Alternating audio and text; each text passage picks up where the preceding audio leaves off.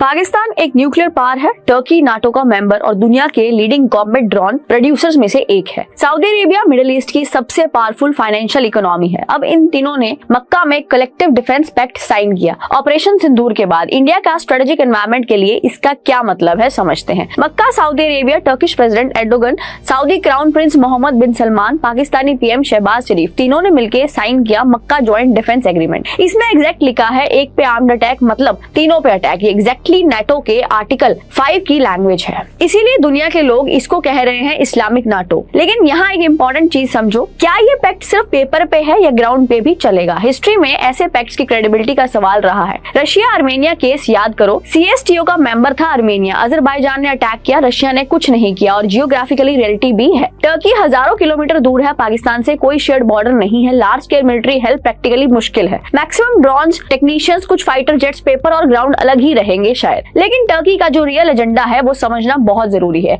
Israel के former PM नफ्तली Bennett ने कहा था, Turkey is the new Iran. Turkey एक सुन्नी एक्सिस बनाना चाहता है सऊदी अरेबिया के साथ, न्यूक्लियर पाकिस्तान के साथ, इजराइल के अगेंस्ट। और टर्की के फॉरेन मिनिस्टर ने अगस्त 9 को कहा 3 कंट्रीज तक लिमिटेड नहीं रहेगा और कंट्रीज को इस पैक्ट में ऐड करेंगे। ये सिर्फ 3 देशों का पैक्ट नहीं, ये ग्रोइंग ब्लॉक की शुरुआत है। अब इंडिया के लिए 3 चीजें नोट करो। पहला, ऑपरेशन सिंदूर के बाद इंडिया ने पाकिस्तान को डिप्लोमेटिकली आइसोलेट किया था। अब टर्की और सऊदी अरेबिया बैकअप में है। दूसरा, अगर इंडिया कभी पाकिस्तान के अगेंस्ट कोई बड़ा ऑपरेशन करना चाहेगा, टर्की और सऊदी भी अब इक्वेशन में आएंगे। तीसरा, और ये बहुत इंपॉर्टेंट है, Saudi crown prince Mohammed bin Salman पहले कह चुके हैं अगर ईरान न्यूक्लियर वेपन एक्वायर करता है तो सऊदी अरेबिया को भी न्यूक्लियर कैपेबिलिटी परस्यू करनी पड़ेगी। मक्का पैक्ट के बाद ये न्यूक्लियर डायमेंशन और सेंसिटिव हो गई है। लेकिन एक चीज और समझो, पाकिस्तान, टर्की और सऊदी तीनों को ईरान से भी इशू है। मिडिल ईस्ट में ये तीनों उलझते रहते हैं, उनके रिसोर्सेज वहां भी लगेंगे। और जो अलायंस हिस्टोरिकली सक्सेसफुल रही है वो शेयर्ड बॉर्डर वाले देशों के बीच रही है। टर्की और पाकिस्तान के बीच कोई बॉर्डर नहीं है तो ग्राउंड रियलिटी और पेपर रियलिटी हमेशा अलग ही रहेगी। क्या मक्का पैक्ट इंडिया के लिए एक सीरियस थ्रेट है या सिर्फ एक हेडलाइन? कमेंट्स में अपने ओपिनियन जरूर बताओ और ऐसे इन्फॉर्मेशन के लिए चैनल को जरूर फॉलो करो।